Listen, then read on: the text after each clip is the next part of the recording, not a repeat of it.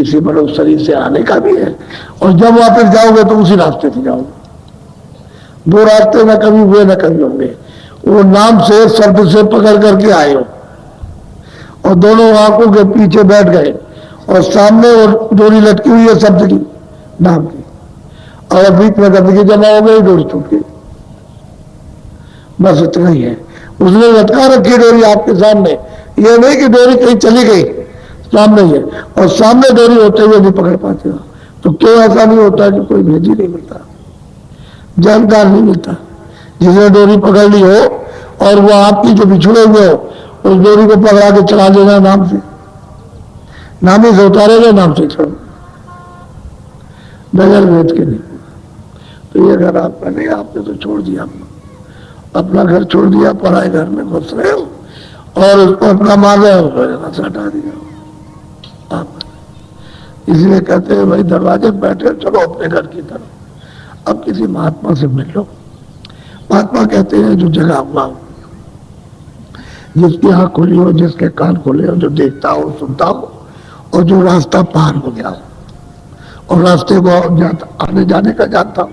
जिस रास्ते से आई, कहां से आई उसको भी जानता, और यहां आ गए उसको भी जानता, दोनों तरफ हाथ और अंत। उसको जो जानता है उसको ढूंढ लो, वो यहां रहता है, कहीं ना कहीं मिल जाए। इसी मनुष्य शरीर में मिलेगा, दूसरा और कोई शरीर नहीं। अगर और कोई शरीर प्रकट हो जाए तो आप उसको कहोगे भूत आ गया। जिस शरीर में तुम बंद हो उसी में वो मिलेगा, और वही से तुमको जगा लेगा और ले चलेगा। तो आप कम से कम वहां तक पहुंचो, तो खुद तो करो, तलाश तो करो, कोई मिल जाएगा तो उसको ले जाए। चलो इसमें लगे पड़ेगा, क्या मिलने जुलने वाला। खाज हो गई है, खाज दाद हो गई, हमेशा हो जाएगा। शरीर को फाड़े दे रहे हो और कहते हैं हमको दवा दे दो, हमको दवा दे दो, हमको दवा दो, ऐसे अच्छी हो जाएगी। अगर किसी जुक्ति जानता है उसके पास जाओ तो ठीक कर देगा। तो इंद्रियों की खाज है, जुड़ते जुड़ते इतने दिन हो गए इन विषय विकारों में, और कहीं भी कुछ नहीं मिला, और चलो और चलो और चलो और चलो, और कुछ नहीं, थक गए। अब रोने लगे, अब बुढ़ा हो जाएगा, वही बात रोएगा। पहले तो यह कि दूसरे लिए रोता था, अब अपने लिए रोने लगेगा। अब ये नहीं, वो नहीं, वो नहीं। तो कहते हैं कि भाई आए तब भी रो रहे थे, और जब रहे जब भी रोए, और जब जाने लगे तब भी रोने लगे। अज्ञान में आए, अज्ञान में रह रहे और अज्ञानी में चले जाओगे। तो इसलिए किसी महात्मा के पास में जाओ जो जीवात्मा को जगा दे, मनुष्य मंदिर में, और घर की तरफ प्रस्थान कर चलो, अच्छा रहेगा। तो इसलिए कहते हैं दाम अपने चलो भाई,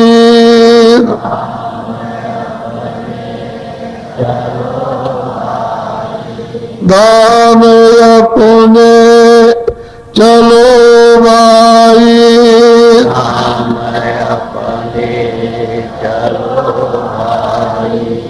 पराए देश नहीं रहना,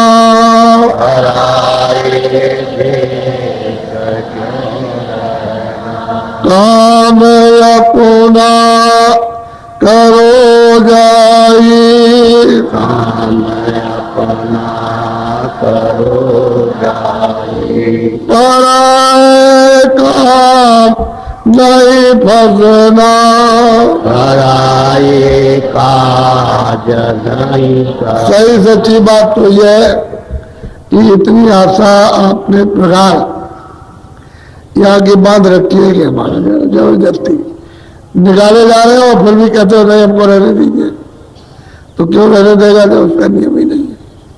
नियम तो उसका निकालने का है, तो जब उसने डाल दिया तो निकाल देगा। ये उसका क्षणभंगुर शरीर है, इससे सबका क्षणभंगुर है, पशु पंछी सबका, हमारा शरीर भी। और आप ये सब क्रिया और घटना हर घर में और हर जगह, हर देश देशांतर में देख रहे हो, और फिर भी नहीं सोच पाते हो कि मैं कहां से आया हूं और कहां जा रहा हूं। तो कम से कम पूछते तो कि भाई कोई बता दे कि मैं कहां से आया हूं, कहां जा रहा हूं। तो पूछते रहते कोई मिल जाता, कि तुम वहां से आए हो और तुम यहाँ रह रहे हो, तुमको अब वहां जाना, तो हम क्या करें अब कैसे चले वापस अपने घर में? तो वो बता देता, चलो हम मदद करेंगे तुम्हारी, चलो वापस लौट चलो। बोलो। सारा ने साते गुरु गाहो दृढ़ कर, सारा ने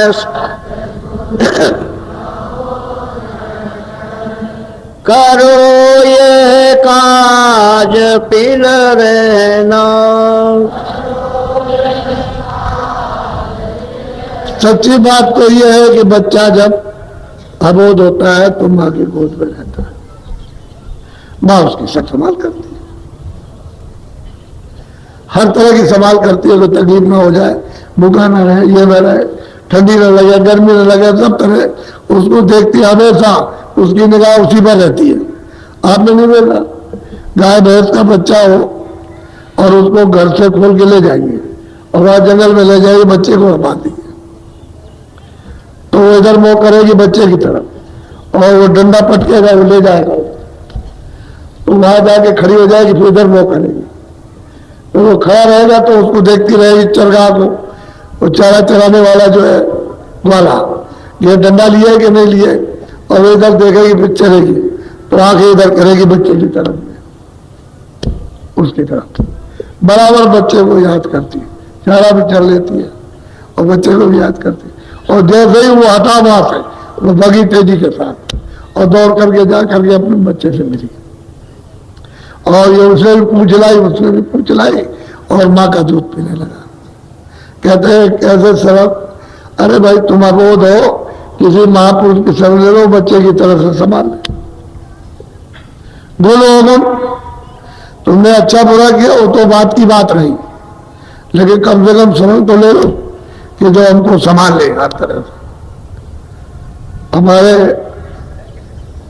पाप को भी नाश कर दे, हमारे पुण्य को भी नाश कर दे, और हमको जगा दे, हमारे अज्ञान को दूर करे, अंदर हमको रास्ता दे, जिस घर से आए उसी घर में हमको पहुंचाए, तो आप उसके हो तो जाओ, तब तो संभाल ही लेगा। तो आप अपने को ज्ञानी बनते हो, बहुत ज्ञानी, मैं बहुत विद्वान हूं, मैं बहुत धनी हूं, मैं बहुत पहलवान हूं, तो उससे क्या बनने वाला? अरे भाई बच्चे की तरह से अबोध हो जाओ, मां अपने आप संभाल करेगी। कहते हैं जब तुम ऐसे हो जाओगे तो महापुरुष अपने आप संभाल करेंगे, फिर तुमको क्या फिक्र है, और इसके लिए तुम होते ही नहीं, किसी के नहीं, फिर खोज करते ही नहीं उसकी। अगर खोज करो मिल जाए तो ये सब कुछ हो जाएगा, तो मिलता ही नहीं। कहते हैं दृढ़ता से सरल पकड़ लो कि तुम अबोध हो, अज्ञानी हो कि मुझे कहां जाना है, कर्मों का क्या हिसाब होगा, क्या भोग होगा, किस योनि में भोगने के लिए हमको बंद किया जाएगा, वो भोग योनि है, ये कर्म योनि है, तो कर्म जोड़ करके भोग में फंस गए, फिर कर्म क्या होगा? कर्म योनि, इसमें नहीं कर्म कर सके, जीवात्मा को छुड़ाने का तो भोग योनि में कोई कर्म होगा, तो भोग योनि में तो कोई साधना नहीं, वहां तो भूखे प्यासे कैसे वो कह सकते हमारा सिर दर्द है, पेट में दर्द है, टांग में दर्द है, ये है, कोई कुछ नहीं, खड़े नहीं, प्यास लगी है, कोई पूछेगा प्यासे हो, भूख लगी हो, बंधे हुए हो, वहां कोई पूछता है अब बताओ वो भोग योनि है, कितना उसको दंड मिलता है, अगर रोता है तो क्या करता है, अब वहां कोई पूछता है जब तक भोग नहीं लेगा तब तक योनि छूट नहीं सकता। और भोगने के लिए 84 का बहुत लंबा चौड़ा बियाबान जंगल, कितने दुख बीत जाएंगे तभी लौट के नहीं आओगे इस शरीर में, तो ऐसा मत करो। वो कहते हैं महापुरुष की भाई तुम महापुरुषों के अबोध होकर के शरण में गिर जाओ, फिर वो सवाल कर लेंगे आप हर तरह से, साफ कर देंगे, बोध आय करके सब सफाई कर देंगे, मन को भी, बुद्धि को भी, चित्त को भी, अंतःकरण जीवात्मा को भी धोएंगे, सब साफ सुफ करके बस एकदम स्वच्छ कर देंगे। तो तुम कभी उनके होते हो, अपने वो ज्ञानी बने रहते हो, कुछ नहीं। बोलो गुरु अब दया कर कहते गुरु, माने ये बात चित धरना, उन्होंने फिर उसकी पुष्टि की महापुरुषों ने कि देखो भाई दया हो रही तुम्हारे ऊपर में कि तुम बच्चे की तरह से हो जाओ, जैसे बच्चा होता। आदेश का, उपदेश का, वचन का पालन करो बस, और कुछ नहीं करना। काम वही है सब, खेती है, दुकान है, दफ्तर का काम वही, लेकिन वचन का पालन। जब तुम वचन का पालन करोगे तो कहते हैं दफ्तर में काम मत करो, या खेती में खेती न करो, अनाज पैदा न करो, दुकान में दुकानदारी मत करो, लेकिन ईमानदारी, ईमानदारी और मेहनत के साथ कहीं भी रहो। ईमानदारी मेहनत वो तो मनुष्य का असली, वो मनुष्य की चीज है। कहते हैं ईमानदारी मेहनत के साथ। और फिर घर में आओ, बच्चों की सेवा करो। वही आ जाए घर के दरवाजे पर तो अतिथि की सेवा करो, ये सब। और फिर उसके बाद जब समय बचे और महापुरुष रास्ता दे दे तो अगर घर बैठ के भजन कर लो। वो तो कहते हैं कि इतनी बात समझ गए, तुम चित्त में धर लो, मांग लो। फिर ये बात याद दिलाता हूं, उसमें पुष्टि करते कि तुम अपने को ऐसे हो जाओ, मैं कुछ नहीं जानता, तभी तो मिलेगा। और जब तुम सब कुछ जानते हो तो क्या मिलेगा? फिर कुछ नहीं मिल सकता। बोलो। श्याम तज सेठ को गहना, श्याम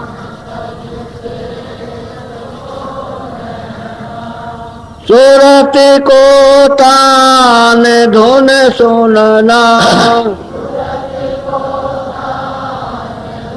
जब तुम ऐसे हो जाओगे अपने आप को वो संभालेगा, मन को भी रोकेगा, बुद्धि को भी रोकेगा, चित्त को भी दरवाजे पर बैठ जाएगा, आंख खुलेगी।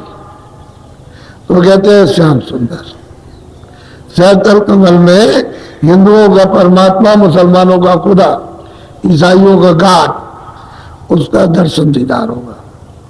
वो 3 लोग का मालिक, 3 लोग का।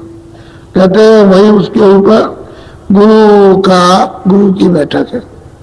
कहते हैं वहां साक्षात्कार, गुरु का दर्शन होगा, उस दिव्य रूप का। यह है पूर्ण रूप।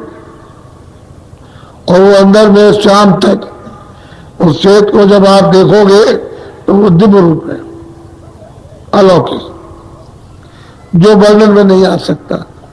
तो जब तुम्हारी तीसरी आंख खुलेगी तब तो। और कहते हैं कि जब वो दिखाई देगा तो कहते हैं गगन में अनेक प्रकार की अद्भुत धुने, तरह तरह के बाजे, अद्भुत अद्भुत रसों से सने हुए जब सुनाई देंगे तो कितना आपका पुलकायमान ये शरीर हो जाएगा। ऐसा आनंद संसार में कहीं नहीं। चाहे राजनीति में बैठो तो छत पे बैठ जाओ, चाहे हीरो में बैठ जाओ तो किसी में बैठो, कहीं कुछ नहीं। कहते हैं कि अजब धुने जो कहने में नहीं आ सकती वर्णन में, लेकिन ऐसी ऐसी धुने अद्भुत अद्भुत सुनाई देती। लेकिन कहते हैं कब? कहते हैं मान लो मेरी बात को, बच्चा बन जाओ। बच्चे हम कुछ नहीं, दीन ही नहीं, कुछ नहीं जानते, तो वो सब संभाल लेगा। फिर सब करेगा। फिर अगर जरा भी तुमने किया तो बच्चा को तो वैसे ही माँ पटकती है, चांटे मारती है, उसको मतलब झटकारती है, भगा देती है, और भगा करके वही तो फिर प्यार से खिलाती है। तो बनो मत अपने को, हम कुछ नहीं जानते, दीन अपने को जानो, और निबत नीच मानो अपने को, बस अपने को छोटा बनो। जितने छोटे बनोगे उतने उठ जाओगे, उतने महान हो जाओगे। और जितने बड़े बनोगे तो बड़े बड़े मार सही, सबके ऊपर मार पड़ेगी, बचने वाला कोई नहीं। तो महापुरुष जगह जगह करके पुष्टि करके कहते हैं कि मान लो मेरा कहना, मैं पीछे पछताऊंगा और पीछे कुछ होगा भी नहीं। सब नारियों को समझा, वहां जात पात का क्या काम, वो तो मनुष्य ये जात पात के जो रखने का नाम है वो तो आपकी व्यवस्था है। यहाँ की लौकिक नाम रखा है, जाति रखी है, ये सब आपकी व्यवस्था, अपने आराम के लिए, अपनी सुविधा के लिए, उसकी तरफ से कुछ नहीं। बोलो। बांक के द्वार धस बैठो, बांक तेरे कोटि जाए कर लेना। अब यह है कि खुदा जो ईश्वर है, भगवान है, वो ब्रह्म का इससे बहुत बड़ा पद है, ऊपर ब्रह्म विराजमान। हिंदू उनको ब्रह्म कहते हैं और मुसलमान उनको कहते हैं रब। कहते हैं जब ऊपर जाओगे तो त्रिकुटी में वो विराजमान है, उनका साक्षात्कार बिल्कुल, वहां आने को लोग